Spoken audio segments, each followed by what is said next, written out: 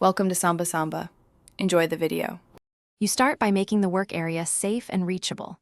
Once done, turn off HVAC to avoid spreading dust, tape over outlets and lay drop cloths. Score the painted wallpaper gently with a multi-blade scorer to create penetration points for solvent.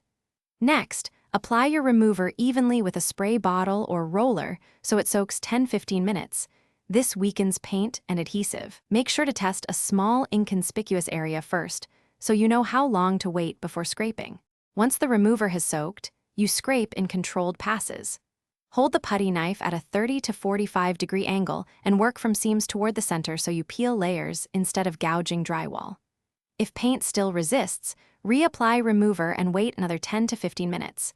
Patience reduces damage.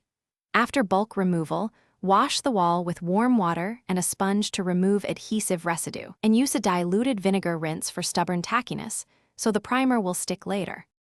You finish by repairing and preparing the surface for paint. Patch any gouges with lightweight spackle, let it cure fully, then sand smooth so seams disappear. Once smooth, apply a high-adhesion primer. 1 coat may suffice, but 2 improves coverage on tricky spots. Make sure to use a roller for even texture.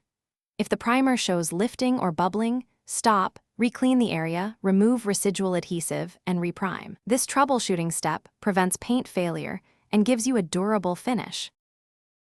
Thanks for watching. Consider subscribing if we helped you.